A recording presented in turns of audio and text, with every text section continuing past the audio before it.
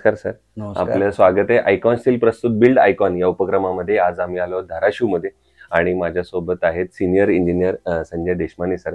त्यांच्याबद्दल सांगायचं किंवा त्यांच्या आजवरच्या एक्सपिरियन्स बद्दल जर सांगायचं तर मी मगाशीच त्यांना बोलताना म्हणलो की 1987 पासून त्यांनी खरं तर या फील्डमध्ये कामाला सुरुवात केली. म्हणजे मागच्या 38-40 वर्षांपासून ते खरं तर या फील्डमध्ये अतिशय उत्तमरित्या काम करत आहेत. इंडस्ट्रीयल प्रोजेक्ट्सवर त्यांनी जास्त काम केलेलं आहे, त्याच्यात त्यांची मास्टरी आहे.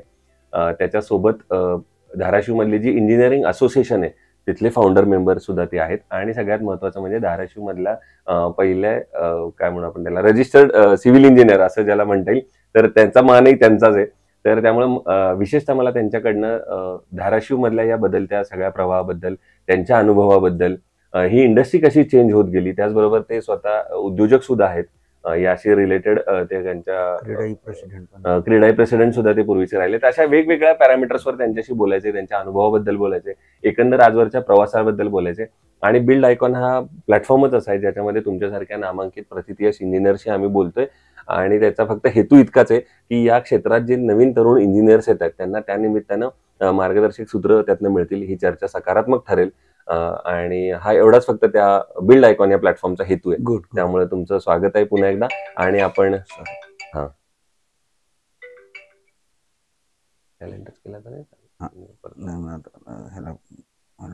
बाजूला ठेवून होय.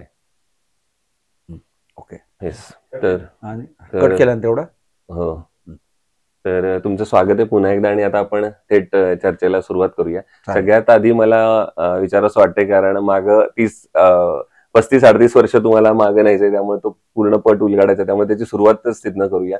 ते म्हणजे तुमची शैक्षणिक पार्श्वभूमी कशी होती, शाळा कुठली होती, कॉलेज कुठलं होतं, आणि सगळ्यात महत्वाचं म्हणजे इतक्या वर्षांपूर्वी जेव्हा सिव्हिल इंजिनिअरिंग हे फील्ड, जसं आपण मगाशी बोललो की सिव्हिल इंजिनियर ही कन्सेप्ट सुद्धा जनमानसात रुजली नव्हती, तेव्हा तुम्ही हे फील्ड निवडलं, तर ते फील्ड निवडण्यामागची प्रेरणा कोणाची होती? तसा विचार केला तर 1900 मला वाटतं 87चं माझं पास आउट आहे औरंगाबादवरनं. बरोबर. तेव्हा प्रायव्हेट कॉलेजेस वगैरे नव्हते, इथे जस्ट चालू झालेले होते. आणि माझं पूर्ण एज्युकेशन जे आहे ते 4थी पर्यंत लोहारा, तिथे मी स्कॉलरशिप मध्ये आलो, पब्लिक स्कूलला सिलेक्ट झालो. मराठवाड्यात पहिल्या 30 मध्ये आल्यामुळे परत मी पब्लिक स्कूल करून परत मॅट्रिकलाही पुन्हा पहिल्या 30 मध्ये. असं सगळं गव्हर्नमेंटचं सगळ्या स्कॉलरशिप वरती माझं एज्युकेशन शिक्षण झालं. बरोबर आहे. आणि स्कॉलर म्हणून सगळीकडे कौतुक होतच होतं. याच्यामध्ये आमच्या शेजारी एक कुरेशी कॉन्ट्रॅक्टर म्हणून होते, परत बरेच जण होते असे कॉन्ट्रॅक्टर की जे गव्हर्नमेंटचे कॉन्ट्रॅक्ट वगैरे करायचे. मग याच्यामध्ये माझ्या असं लक्षात आलं की ठीक आहे की या सिव्हिल मध्ये आपल्याला स्कोप आहे. अच्छा. आणि तसं पाहिलं तर मी एलिमेंटरी, इंटरमिजिएट सगळं पास आहे म्हणजे पहिल्यापासून. चित्रकलेमध्ये वगैरे मध्ये थोडा आर्टिस्टिक माझा टच होता. मग मला असं वाटायचं की मी आर्किटेक्ट लाईनला गेलं तर बरं राहील. बरोबर. मग सिव्हिल आर्किटेक्टची मी परीक्षाही दिलेली.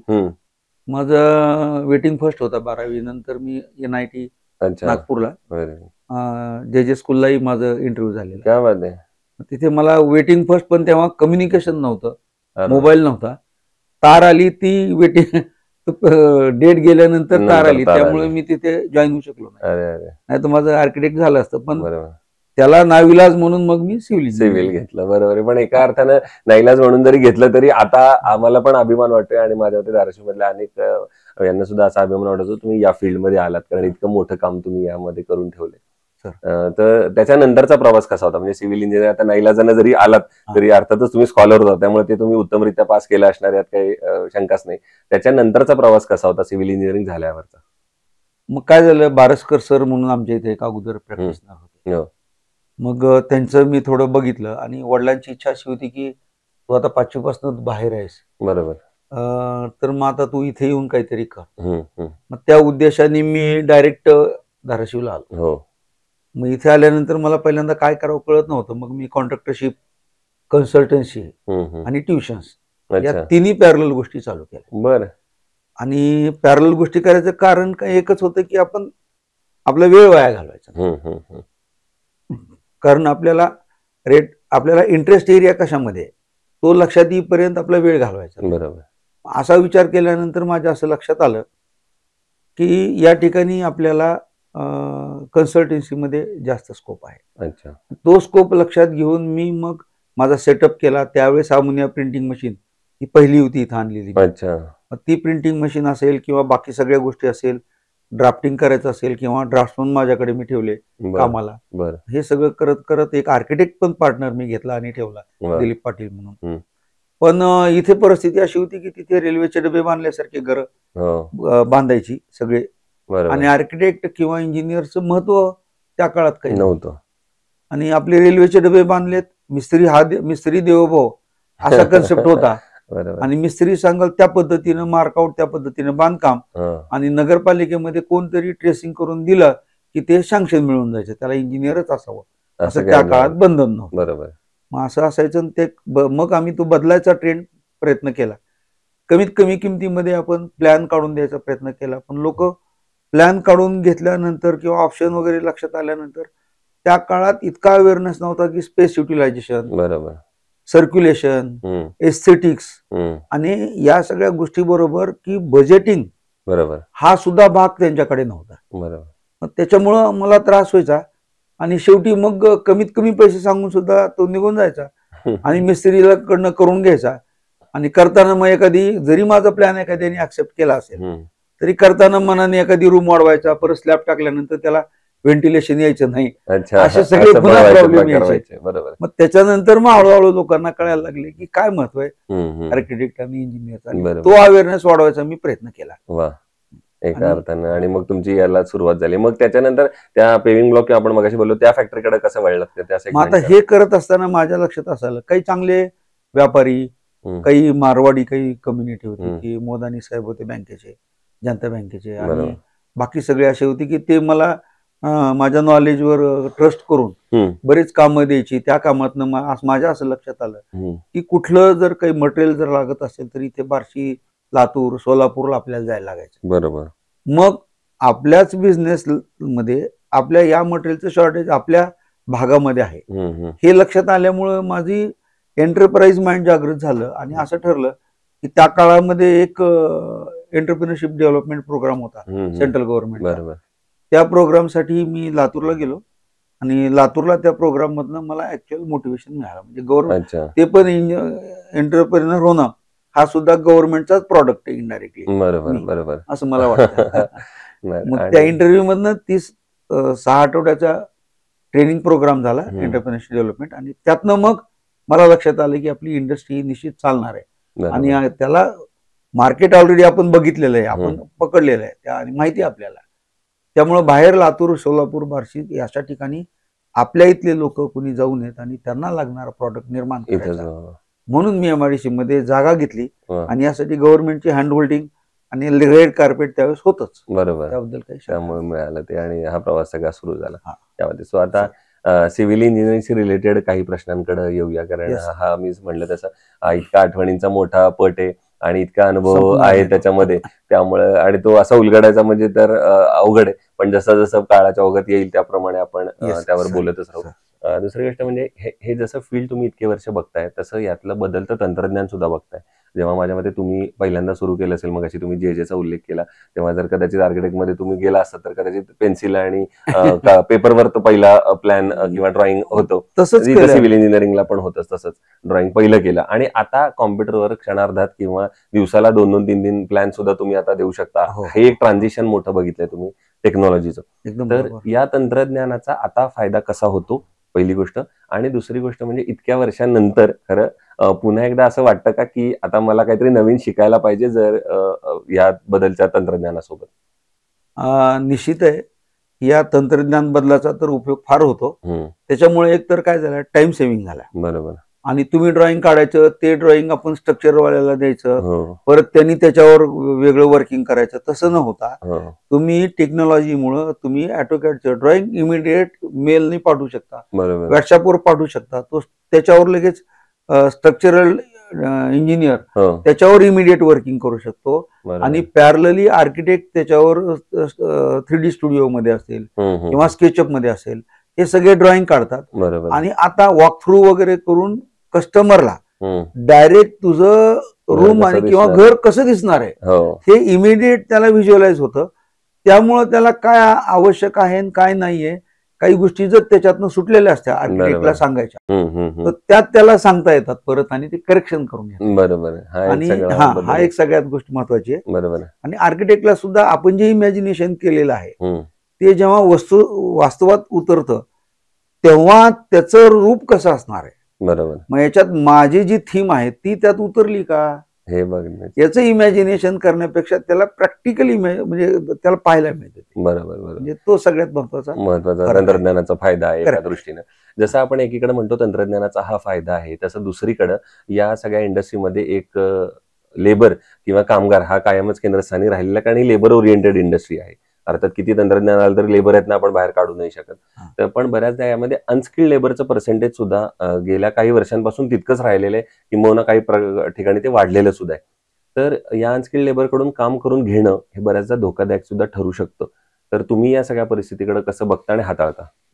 कसं आहे, त्याच्यामध्ये अनस्किल्ड लेबर जरी असला तर त्याच्याकडनं तुम्ही कुठलं काम करून घेता हे म्हणतो, त्याच्यावर त्याचा रिस्क फॅक्टर इम्पॉर्टंट. की तुम्ही त्याच्याकडनं जर त्याला येत नाही ते तुम्ही कास्टिंग करून घेत असताल, स्टील बाइंडिंग करून घेत असताल, तर दॅट इज रॉंग. मग तुम्ही जर लेबर वर्क कुठलं आहे तुमचं, मुरुम भरणे असतील किंवा बाकी लेवलिंग करणे असेल, मटेरियल लिफ्टिंग असेल, हे जर काम त्याच्याकडनं करून घेत असाल तर ते योग्य आहे, काही प्रॉब्लेम नाही. मग त्याला तिथे स्किलची काही आवश्यकता लागत नाही, किरकोळ स्किल लागेल. पण अनस्किल्डच परत स्किल्ड होतात, म्हणून हेल्पर म्हणून त्याला एखाद्या स्किल्ड माणसासोबत दिलं तर काहीच अडचण नाही, तुम्हाला प्रॉब्लेम असायचा. आणि त्याच्यावर मॉनिटरिंग जर प्रॉपर असेल सिव्हिल इंजिनियरची तर तिथे मग मात्र काही मला धोका असा वाटत नाही. कारण शेवटी त्याच्याकडनं कुठलं काम करून घ्यायचं हा तुमच्या सुपरवायझरला तेवढा सेन्स असणारा सुपरवायझर तुमच्या कामावर पाहिजे. बरोबर. दुसरं, आता याच्यानंतर येऊया आपण प्लॅन या स्टेजकडे, सगळ्यात महत्वाचं. कारण कुठल्याही कन्स्ट्रक्शन मध्ये सुरुवात करण्याआधी प्लॅन तर तुमच्या हातात परफेक्ट पाहिजे. तर प्लॅनिंग या स्टेजचं महत्व एकतर काय तुमच्या मते आहे, आणि दुसरी गोष्ट तुम्ही त्या प्लॅनवर कसं काम करता? कारण मगाशी तुम्ही गमतीनं किंवा खरं आपण सांगितलं की रेल्वेच्या डब्यावर अचानक एक सांगायचं की आता एक हे वाढवा, खोली वाढवा. तर आता या प्लॅनिंग स्टेजवर कसं काम केलं पाहिजे जेणेकरून तो प्लॅन ॲक्युरेट असेल आणि त्याचं एक्झिक्युशन सुद्धा करेक्ट होईल? तर याच्यामध्ये सर मला असं सांगावंसं वाटतंय की प्लॅनिंगचं महत्व हे आहेच आहे. बरोबर. आणि हे अनुभवाने प्लॅनिंगचं महत्व वाढत गेलेलं आहे. अगोदर बाबा आता आपल्या छोट्या ढाळजा होत्या, परत मध्ये मोठा कोर्ट यार्ड होता, मध्ये परत आपण त्या आंघोळीच्या आणि व्हायची बंब असायचा, सामान परत सगळ्या बाजूने असंही असायचं. मग व्हेंटिलेशन प्रॉपर असावं, सेंट्रलाइज सगळं असावं, असं त्यावेळेस पण होतं. प्लॅनिंग हे वडलोपार्जित आपल्या पाहतोय आपण. पण त्याच्यामध्ये आता प्लॅनिंग असं बदल झालाय की तुम्हाला जागेची कमतरता आली. मग कमीत कमी जागेमध्ये जास्तीत जास्त चांगला आराखडा कसा करता येईल, आणि तो जर केला तर कमी खर्चामध्ये कमी जागेमध्ये आपल्या सर्व गरजा पूर्ण करण्यासाठी आपल्याला व्यवस्थित आराखडा करणे गरजेचं आहे. आणि ही गरज निर्माण झाल्यामुळं आराखडा करणे ही म्हणजे मस्ट गोष्ट आहे. मस्ट गोष्ट हळूहळू. कारण जागा तुमच्याकडे मोबलक असेल तर तुम्हाला आराखड्याचं एवढं काही वाटत नाही. बरोबर आहे. प्लॅन नंतर पुढची फेज येते ती म्हणजे बजेट. आता तुम्ही त्या सेगमेंटमध्ये थोडं कमी काम केलेलं आहे, अर्थात तुमचा इंडस्ट्रियलवर फोकस आहे, त्यामुळे रेसिडेन्शियल तुम्ही काही केलेले आहे भरपूर झाले. पण मग तो काळ पण असाच असेल कदाचित की जेव्हा क्लायंटचं बजेट लिमिटेड असायचं आणि त्याच्या अपेक्षा थोड्या जास्त असायच्या आणि त्याला असं कायमच वाटायचं की हे पण अजून जरा मला मिळावं. तर अशा वेळेला एक इंजिनियर म्हणून तुमची कशी तुम्ही ती कसरत व्हायची की जेव्हा बजेट पण लिमिटेड आहे आणि क्वालिटी पण चांगली द्यायची, हे दोन्ही कसं सांभाळायचं तुम्ही? जर इंडिव्हिज्युअल बेंगलो बांधायचा असेल एखाद्या ग्राहकाला, तर माझा सल्ला असं राहील की त्यांनी त्याच्या प्लॉटच्या आकारमानाचं पूर्ण ड्रॉइंग आराखडा त्यांनी बनवणं गरजेचं. बरोबर. आणि तो ड्रॉइंग पूर्ण केल्यानंतर त्याच्यात कुठेही ओव्हरलॅपिंग किंवा प्लॅनिंग शिवाय बांधणं असं व्हायला नाही. जो एकदा प्लॅन फ्रीज केला तर त्या फ्रीज केलेल्या प्लॅन नुसार त्यांनी पहिल्यांदा जसं जेवढं आवश्यक, किचन एक आवश्यक असतं, रूम एक आवश्यक, तेवढा भाग पहिल्यांदा बांधावा. अच्छा. आणि एक्सपान्शन करण्यासाठी त्या बिल्डिंगला प्रोव्हिजन करून ठेवावी. आणि जसं जसं त्याला बजेट येईल त्याचं, बरोबर, तसं तसं त्यांनी त्याचा बंगला कम्प्लीट करावा. बरोबर. आणि तो बंगला कम्प्लीट झाल्यानंतर असं वाटलं पाहिजे, निश्चितच असं वाटणार आहे की हा एकाच वेळी व्यवस्थित प्लॅन करून बांधलेला बंगला आहे. असं जेव्हा एखाद्या अनुभवी इंजिनियर काम करता, मग तुमचा बजेट हा तो सध्या प्रॉब्लेम राहत नाही, तो सॅक्रिफाईस करू शकतो आणि त्याच्या जे मनातलं स्वप्न असतं की मला एवढं मोठं घर करायचंय तो करू शकतो. आणि जितक्या स्लो आणि स्टेडीली तो घर करेल तितकं छान आणि व्यवस्थित होईल. बरोबर. दुसरा त्याच्यामध्ये आणखी एक मला ऍडिशन नक्कीच की आता फ्लॅट सिस्टीमच्या कन्सेप्ट मध्ये वगैरे असं आहे की आपल्याला इकॉनॉमिकल हाऊसिंग मध्ये वगैरे जायचं, अगदी बरोबर. तर रेडीमेड पॅनल्सची वगैरे हाऊसिंग करायची, टीन टाकून किंवा एसीसी सीट्स वरती करायची. बरोबर. किंवा आपण पाहतो की वरती आपले एस्बेस्टॉस सीट टाकून, सिमेंटची सीट टाकून जर आपण सिस्टमॅटिक जर प्लॅनिंग केलं तर त्याला लो कॉस्ट हाऊसिंगला सुद्धा काही अडचण नाही.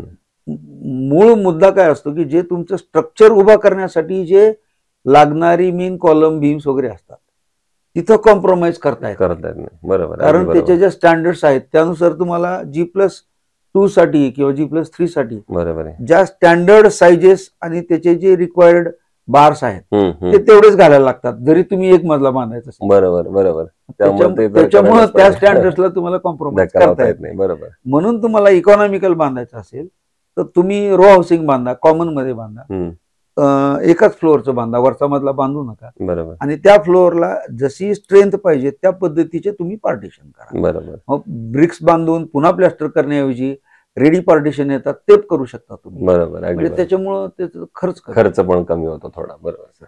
दुसरं आणखीन एक महत्वाच्या प्रश्नाकडे वळूया जो तुमच्याकडनं तर मला फार अपेक्षा आहे, कारण ज्याप्रमाणे तुम्ही हे क्षेत्र मागच्या 35-38 वर्षापासून बघताय, त्याच्या क्षेत्रातले बदल बघताय, त्याचप्रमाणे एक बदल तर धाराशिव सुद्धा तुमच्या डोळ्याखालनं गेलेला आहे. बरोबर. त्या म्हणजे गाव असल्यापासून शहर असल्यापासून जिल्ह्यापर्यंतचा प्रवास तुम्ही एका अर्थानं बघितलाय. तर एक इंजिनियर म्हणून धाराशिवचा एक विकासाचं व्हिजन असं जर डोळ्यासमोर आणलं तर पुढच्या 10, 15, 20 वर्षांमध्ये कुठल्या मुद्द्यांवर काम केलं गेलं पाहिजे जेणेकरून धाराशिवचा सर्वांगीण विकास होईल, इन्फ्रास्ट्रक्चरल डेव्हलपमेंट होईल, अशा अँगल मधनं तुम्हाला काय वाटतं? हे बघा, माझं सगळं जगभर प्रवास झालेला आहे. होय. मग त्याच्यामुळे मी जेव्हा इतर जगामध्ये जे इतर इंग्लंड असेल किंवा पूर्ण युरोप असेल त्या ठिकाणी जिथे जिथे जातो त्या ठिकाणी मी पाहतो की त्यांचं वेल प्लॅन्ड सिटी आहे आणि डेव्हलप्ड कंट्रीज आहेत. बरोबर. मग त्यामुळं त्या डेव्हलप्ड कंट्रीज असल्यामुळे त्यांच्याकडे मुबलक पैसा आणि बेसिक इन्फ्रास्ट्रक्चरचं जाळं आहे. त्यामुळं त्या ठिकाणी जे काही प्लॅनिंग होतं ते युजर फ्रेंडली प्लॅनिंग होतं. आता आपल्या इथं जर बघायला गेलं, धाराशिवचा मी सरळ सरळ गोष्ट सांगतो की धाराशिवमध्ये कुठल्याही माणसाने कुठल्याही कोपऱ्यामध्ये जाण्यासाठी हा धाराशिवची रोड आणि धाराशिवची टाउन पूर्ण यूज करणारा जो सिटीजन आहे त्या सिटीजनला इझी गोईंग मध्ये कुठेही ऍक्सेस सहजासहजी करता यावा याचा कुणीही विचार करत नाही. किंवा जरी कुणाला विचार येत असेल तरी त्याची हात बांधलेले असतात पॉलिटिक्स आणि बाकी गोष्टी, असं मला वाटतं. अगदी बरोबर. मग काही राजकारण्याच्या अडचणी असतील, काही अधिकाऱ्यांच्या अडचणी असतील, मग कुठे मताचं राजकारण असेल तर ते सगळं बाजूला सोडून आता तुम्ही साधी गोष्ट घ्या की बारामतीला तुम्ही कधी व्हिजिट करून या तर त्या ठिकाणी इलेक्ट्रिक लाईन तुम्हाला दिसत नाही कुठे. त्यांना ते डेव्हलपमेंट बारामती करण्यासाठी 50 वर्ष लागली. बरोबर. परवा मी क्रेडाई अध्यक्ष आहे इथला. परवा आम्ही एक स्टडी टूर आमच्या मेंबर्सचा घेऊन गेलो बारामती. मी बऱ्याचदा जाऊन आलेलो बारामती, पण तिथे मी स्टडी टूर घेऊन गेलो आणि त्या ठिकाणी आम्ही बघितलं कॅनलला सुशोभीकरण केलेलं, सगळे रोड्स व्यवस्थित, इलेक्ट्रिक लाईन कुठनं काही नाही. आणि तिथे आणखी एक महत्वाचं आहे की कुठल्याही इन्व्हेस्टरला किंवा तिथे आलेल्या कुठल्याही प्लॉट धारकाला कुणीही त्रास देत नाही, 1 इंचभर कुणी अतिक्रमण करत नाही. मग हे प्रोटेक्शन तिथल्या राजकारणी आणि प्रशासनाने, बरोबर, शासन प्रशासनाने तिथे प्रोटेक्शन दिले की जर असा कुठला प्रश्न निर्माण झाला तर योग्य राजकारण न बघता योग्य बाजू कुठलीही बघून तिथे डिसिजन घेतलं. बरोबर, अगदी बरोबर. मग त्याच्यामुळं असं मग तिथे काय होतं, गर्दी वाढते. तिथे एज्युकेशन, ऍग्रिकल्चर आणि इंडस्ट्री या तिन्ही लाईन मध्ये डेव्हलपमेंट झाली. मग मला असं म्हणायचं, धाराशिवच्या दृष्टीनं असा जर विचार केला तर आपल्याला इथल्या राजकारण्यांनी एकत्र येणं, बरोबर, आमच्यासारख्या विजनरी सगळे इंजिनियर्स, आर्किटेक्ट आणि कुणी रिटायर्ड ऑफिसर जरी असतील समजा, बरोबर, ऍडमिनिस्ट्रेशन मधले किंवा प्लॅनिंग मधले, तर त्यांनी सगळ्यांनी एकत्र येऊन हे झोन जो आहे पूर्ण त्या झोनचा अभ्यास करून झोन वाईज डेव्हलप करणं आणि त्याच्यात सगळ्यात मला महत्वाचं वाटतं की ह्याचं महत्व जर पटवून द्यायचं असेल तर आपल्या बस स्टँडच्या समोरचा एरिया आहे किंवा सेंट्रल बिल्डिंगच्या जवळचा एरिया आहे, त्या एरियामध्ये एक पॅटर्न म्हणून तो वॉर्ड तो एरिया घ्यायचा आणि तिथे पार्किंगला प्रोव्हिजन करून द्यायला पाहिजे. पार्किंग इथं का म्हणण्या अगोदर तुम्हाला पार्किंग इथे करायची हे सांगणं गरजेचं आहे. बरोबर, हे प्रोव्हिजन करून देणं गरजेचं आहे. ती प्रोव्हिजन करून द्या, त्याच्यानंतर पार्किंग प्रोव्हिजन करून द्या प्रॉपर. आणि मग तुम्ही रोडचे टर्निंग रेडियस व्यवस्थित पाहिजेत, फॅनिंग व्यवस्थित पाहिजे. चौकामध्ये इतकी गर्दी झालेली आहे, अतिक्रमण झालेले आहेत. म्हणजे मी एका म्हणजे मोठ्या पोलीस अधिकाऱ्यांसोबत गाडीत फिरत होतो.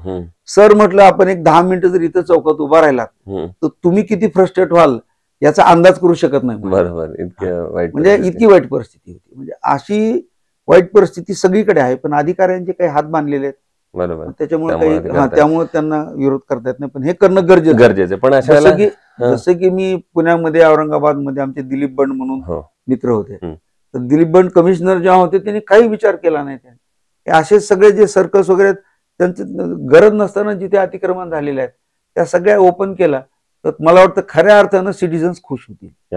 आणि एक पॅटर्न जर केला स्टँड समोरचा डेव्हलप, प्रत्येक दुकानदाराच्या समोरची जागा, त्याच्यात तिच्या पार्किंगचा एरिया, तिथे मार्किंग, हे आम्ही सिव्हिल इंजिनियर जे आहोत ते असोसिएशन आमचं, क्रेडाई, रोटरी क्लब मध्ये पण मी इकडनं सगळीकडनं आम्ही फंडिंग द्यायला तयार आहेत. CSR मधनं मिळू शकतं अशा गोष्टीसाठी प्रयत्न केला. तसं जर कुणी केलं सुरुवात, तर मला माझी फार इच्छा आहे की ते असं एखादा एरिया, फक्त छोटा एरिया, एक स्क्वेअर किलोमीटर किंवा एक मॉडेल झालं की त्या एरियात आलं म्हणजे BKC मध्ये गेल्यासारखं वाटलं पाहिजे. असं झालं तर मग निश्चितच सगळ्यांना आवड निर्माण होईल. आणि लोकांना व्हिजन आणि नॉलेज नसल्यामुळे हे प्रेशर डेव्हलप होत नाही. बरोबर, ते प्रेशर उद्योजकांनी आणि इथल्या लोकांनी डेव्हलप केलं पाहिजे, गव्हर्नमेंट आणि इथल्या एजन्सीवर. जोपर्यंत हे प्रेशर येत नाही तोपर्यंत हे डेव्हलप होणार नाही.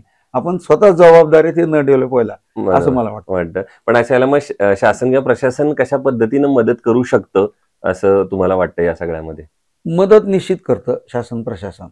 तशा विजनरी आणि तसे पॉझिटिव्ह थिंकिंग असणारे अधिकारी इथं आले. बरोबर. आणि आपल्या सुद्धा नेत्यांना ते विजन असणं गरजेचं आहे. अगदी बरोबर. तर ते विजन घेण्यासाठी इगरनेस असतो, पण तो विजन येईपर्यंत त्यांचं कार्यकाळ संपून जातो. मग मला असं वाटतं की त्यांनी वेगवेगळ्या क्षेत्रामध्ये वेगवेगळे एक्सपर्ट लोकांची कमिटी करून त्यांना ते हेड करून त्यांना ते पॉवर डेलिगेट करायला पाहिजे. बरोबर. की water department, road department, aesthetics. आता तुम्ही चंदीगडला कधी गेला असाल तर चंदीगडमध्ये केलं तर आम्ही बघितलं सगळ्या घरांच्या समोर गार्डन कंपल्सरी आहे, अनप्लॅस्टर्ड एरिया कुठे नाही, कंपाऊंड वॉल कंपल्सरी आहे, आणि सगळ्यांची एलिव्हेशनचे पॅटर्न दिलेत त्यांनी. तर त्या पद्धतीचंच एलिव्हेशन त्यांनी करावे असं अपेक्षित आहे. आपण लंडनमध्ये वगैरे गेलो किंवा बर्मिंगहॅमला गेलो किंवा मँचेस्टरला गेलो तर आपण पाहतो की त्या कॉलनीज वगैरे कशा छान वाटतात. बरोबर. तर तिथे त्यांनी ते पॅटर्न आणि एक दिलेले त्यांनी, तर त्या पॅटर्ननीच ते करणं आवश्यक असतं. बरोबर. हा एक लॉंग टर्म म्हणजे आपल्या शहराची ब्युटी कशी वाढणार आहे याचा विचार करायचं ते विजन हे तिथल्या डेव्हलप्ड कंट्रीजने ऍक्सेप्ट केलेलं आहे. बरोबर. हा जसा एक मुद्दा आहे भविष्याचा, तसा एक दुसरं भविष्य जे आपल्या तरुणांच्या हातात आहे आणि येणाऱ्या इंजिनियर्सच्या हातात आहे. तुम्ही मगाशी म्हणाला तसं इतके वर्ष काम केल्यानंतर आता तुम्ही असं जरी म्हणाला की रिटायरमेंट फेजवर मी आहे, तरी सुद्धा आम्हाला असंच वाटतं की तुमच्यासारखे अनुभवी इंजिनियर्स ह्याच्यात पाहिजेत, कारण ते दिशा दाखवत असतात एक अर्थानं. पण या क्षेत्रात आता जे तरुण सिव्हिल इंजिनियर पहिलं पाऊल ठेवणार आहेत व्यावसायिक कारकिर्दीमध्ये, तर त्यांना एक वडीलकीच्या नात्यानं एक सिनियर म्हणून, इकडे प्रेसिडेंट म्हणून क्रेडायचे किंवा इंजिनियर असण्याचे फाउंडर मेंबर, अशा सगळ्या ऑथॉरिटीमध्ये तुम्ही काय सल्ला द्याल?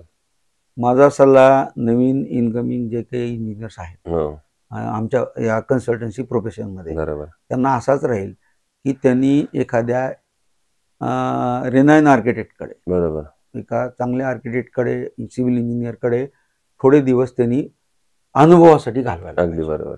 जोपर्यंत ते अनुभव घेणार नाहीत चांगला, तर जे ते 5 वर्षांमध्ये शिकणार आहेत, तर ते 1 वर्ष जरी त्यांनी अनुभव घेतला, 2 वर्ष जरी त्यांनी अनुभव घेतला, तरी ते 10 वर्षानंतर जे मिळणार आहे ते त्यांना 5 वर्षाच्या आत मिळून जाईल. बरोबर. असं मला वाटतं. तो अनुभव. आणि दुसरी महत्वाची गोष्ट की जो पहिल्यांदा विजन वाढेल, काम केल्यामुळे कॉन्फिडन्स वाढेल, आणि कॉन्फिडन्स वाढल्यामुळे डेअरिंग वाढेल. बरोबर. त्यामुळे मोठी मोठी प्रोजेक्ट, हाय राईज बिल्डिंग, असतील किंवा काय असतील तर ते बरोबर. इमिडिएट त्या ऍक्सेप्ट करू शकतील आणि करू शकतील किंवा साशंकता त्यांच्यामध्ये राहणार नाही. बरोबर. आणि त्याच्यामुळं डेव्हलपमेंटला स्पीड येईल आणि हे मला वाटतं. बरोबर. आणि दुसरी महत्वाची गोष्ट नवीन इंजिनियरसाठी की वेगवेगळ्या कला आत्मसात करणे, वेगवेगळ्या कल्पकता कशा आहेत त्या आत्मसात करणे, आणि ग्लोबल लेवलला काय आपल्या ह्याच्यामध्ये आपल्या फील्डमध्ये ग्लोबल लेवलला काय चाललंय हे पण अभ्यास करणं, म्हणजे आपल्या फील्डमध्ये टॉप काय आज याचं लेटेस्ट नॉलेज अपडेटेड असलं पाहिजे. त्याच्यासाठी त्यांनी आणि एखाद्या ह्याच्यामध्ये जर काही कळत नसेल आपल्याला किंवा काही आपण इंटेरियर आहे, प्रत्येक क्षेत्रात प्रत्येक इंजिनियर हुशार असतो असं नाही. बरोबर. त्याच्यामुळं मला ज्या गोष्टी जमत नाहीत या अशा वाटल्या तर त्यातल्या एक्सपर्ट माझ्या कलिग कडनं असेल किंवा माझ्यापेक्षा सिनियर असेल त्यांच्याकडनं आउटसोर्सिंग करून जर तुम्ही दिल्या तर खऱ्या अर्थानं त्या युजर फ्रेंडली होतात. बरोबर. आणि समोरचा जो आपला कस्टमर आहे, ग्राहक आहे, तो सॅटिस्फाईड होतो. बरोबर. क्या बात आहे. दुसरं आणखीन एक महत्वाचा प्रश्न म्हणजे जसं कुठल्याही कन्स्ट्रक्शन मध्ये स्टील हे अतिशय महत्वाचा घटक आहे, कारण त्याच्याशिवाय पुढे जाऊ शकत नाही. आपण धाराशिव सारख्या एरियामध्ये आहे जो भूकंप प्रवण क्षेत्र आहे, तर अशा ठिकाणी स्टील निवडताना तुम्ही काय पॅरामीटर्स बघता किंवा काय गुणवैशिष्ट्य बघता आणि मग ते स्टील निवडता? आता कसं आहे सर, सेस्मिक झोन आहे त्याच्याबद्दल काही शंका नाही. बरोबर. आणि त्या सेस्मिक झोन बद्दल तर विचार करणं फार म्हणजे प्रायोरिटी आहे आपल्या इंडियामध्ये. आणि त्याच्या सगळीकडेच त्याचे स्टँडर्ड्स ठरलेले आहेत, आय स्टँडर्ड्स आहेत. बरोबर. मग त्या स्टँडर्डनुसार डिझाईन करणं गरजेचं आहे. मग आता काय आहे की आता अगोदर कसं होतं, एक सिव्हिल इंजिनियरच सगळ्या गोष्टी करायच्या. बरोबर. आता काय झालंय की आर्किटेक्ट कडनं ड्रॉइंग करणे, सिव्हिल इंजिनियर कडनं कन्स्ट्रक्शन करून घेणे, आणि ते कन्स्ट्रक्शन करत असताना आर्किटेक्टचं पॅरलली म्हणजे परत इंटरनल किंवा जेव्हा फिनिशिंग आहे आर्किटेक्ट कडनं करून घेणे. याच्या बरोबर आता स्ट्रक्चरल डिझायनर हा पार्ट हा मोस्ट इम्पॉर्टंट. अगदी बरोबर. अगोदर आम्हाला म्हणजे विभागामध्ये एखादा दुसरा स्ट्रक्चरल डिझायनर मिळायचा. आम्हाला त्यावेळेस स्पेशल म्हणजे एमई स्ट्रक्चर वगैरे असणारे औरंगाबाद, लातूर किंवा एक सोलापूर वगैरे अशा 2-4 जिल्ह्यामध्ये एखादा असायचा. मग त्याच्याकडे जाऊन आम्हाला करून घ्यायला लागायचं. मग ते तिथं आम्हाला काही पटायचं नाही किंवा मग ते तसंच होऊन जायचं. बरोबर. त्यांना व्हिजिट करणं शक्य व्हायचं नाही किंवा तेवढा आपण केअर घेऊ शकत नाही. बरोबर. पण आता स्ट्रक्चरल डिझायनर हा महत्वाचा पार्ट इंट्रोड्यूस झाल्यामुळं. अगदी बरोबर. आणि तुमच्या म्हणजे या आपल्या बांधकाम क्षेत्रामध्ये वेगवेगळ्या टेक्नॉलॉजीनी सळयांचं मॅन्युफॅक्चरिंग होत असल्यामुळं या टेक्नॉलॉजीचा सळे नाहीतर जिथे 6 बार लागणार असतील तिथे आता 4 बार मध्ये काम बघतो. अगदी बरोबर. कारण त्याचे आता FE500 वगैरे आलेले आणि त्या अगोदर FE415 होतं. मग या सगळ्यामुळं आपल्याला सोपं झालेलं आहे. आणि त्याच्यामुळं मला वाटतं की या सळयांचं इतकं महत्व आहे की स्ट्रक्चरल इंजिनियरला विचारून एक चांगल्या ब्रँडचा ISI स्टँडर्ड असणारा ब्रँड हा स्टील म्हणून निवडला पाहिजे. आणि कारण स्टील हा जो आहे हा आपल्या हाडासारखं त्याला महत्व आहे आणि मसल जे आहेत बाजूचे हे सिमेंट सारखं त्याला महत्व आहे, कॉन्क्रीट सारखं. त्यामुळं तुमची हाडं जितके मजबूत आहेत तितकंच ते तुमची बिल्डिंग मजबूत महत्वाची आहे. मग त्याच्यामुळे मला म्हणायचं की हा कॉन्क्रीट साठी योग्य स्टीलचं सिलेक्शन करणं हा सगळ्यात महत्वाचा भाग आहे. तुम्ही इंजिनियर आर्किटेक्ट बरोबर जे बांधकाम करणारे आहेत लोक यांनी स्ट्रक्चरल डिझाईन, इंजिनियर आणि आर्किटेक्ट या तिघांबरोबरही प्रत्येक मटेरियलचं महत्व, त्याचे गुणवत्ता, योग्य गुणवत्तेचं कसं आणि कमी गुणवत्तेचं कसं आणि का याच्याबद्दल थोडस का असा प्रश्न विचारला प्रत्येक ह्याच्यासाठी तर मग लक्षात येईल की आपल्याला इंजिनियर व्यवस्थित सांगतोय की नाही सांगतोय हे याचे सुद्धा त्याला पॅरामीटर्स ठरवते, कळतील, कॅलिब्रेशन करते. बरोबर. दुसरं तुम्ही आयकॉन स्टील कुठल्या आजवरच्या प्रोजेक्ट मध्ये वापरले का? आयकॉन स्टीलचा तो प्रॉडक्ट म्हणून आणि त्यांच्या सर्व्हिसेस म्हणून तुमचा अनुभव कसा आहे? नाही, वापरला ना, माझ्या 1-2 साईटवर MIDC मध्ये वापरले आहेत. बरोबर. आणि त्याचे सर्व्हिसेस तर चांगले आहेत, कंपॅरेटिव्ह रेट पण व्यवस्थित आहे. आणि जर कुठं आम्हाला त्याचे हे जर लागले रिपोर्ट वगैरे लागले बरोबर तर ते रिपोर्ट पण मिळतात आम्हाला. त्यामुळे एखाद्या गव्हर्नमेंटच्या कुठल्या PWD असेल किंवा रेल्वे असतील किंवा कुठले असतील त्याही कामामध्ये तुमचे रिपोर्ट वगैरे लागतात. तर त्यावेळेस आम्ही ते रिपोर्ट पण देऊ शकतो. आणि डक्टिलिटी आहे, टेन्साईल स्ट्रेंथ आहे, या सगळ्या गोष्टी त्याच्यामध्ये व्यवस्थित आहेत. बरोबर. आणि या सगळ्या गोष्टीचं नॉलेज असल्यामुळे मला असं वाटतं की तुमचं स्टील पण छानच आहे, त्याबद्दल मला काही शंका नाही. क्या बात आहे. सो हे होते इंजिनियर संजय देशमाने सर. आणि मी सुरुवातीला म्हणलं तसं जेव्हा कुठल्याही एखाद्या व्यक्तीकडे एवढा 38-40 वर्षांचा अनुभव असतो तेव्हा तो असं 15-20 मिनिटात मांडणं किंवा तो अनुभव सांगणं हे खरं तर कठीण असतं, पण अतिशय मोजक्या महत्त्वाच्या शब्दांमध्ये त्यांनी त्यांचा अनुभव सांगितला. आणि सगळ्यात महत्त्वाचं, त्यांनी या क्षेत्रात जे तरुण इंजिनियर पहिलं पाऊल ठेवत आहेत त्यांच्यासाठी अतिशय महत्त्वाचा सल्ला होता, ते म्हणजे तुमच्या जसं एखाद्या बिल्डिंगला पाया महत्त्वाचा असतो त्याप्रमाणे जर तुमच्याकडे अनुभवाचा पाया तुम्ही भक्कम केला तर यशाचं शिखर किंवा यशाची वास्तू त्यावर अतिशय उत्तमरित्या बांधू शकता. हा त्यांचा स्वतःचा इतक्या वर्षाचा अनुभव आहे. तर सर पुन्हा एकदा आभार की तुम्ही इतका वेळ आमच्यासाठी दिलात आणि इतक्या मनमोकळेपणाने गप्पा मारल्यात. येणाऱ्या आगामी काळात आम्ही तुम्हाला रिटायर होऊच देणार नाहीये आणि अशाच आयकॉनिक बिल्डिंग्स तुमच्या हातून, आयकॉनिक स्ट्रक्चर तुमच्या हातून घडावेत, याच आयकॉन स्टील कडून तुम्हाला मनपूर्वक शुभेच्छा. धन्यवाद सर. धन्यवाद माझा.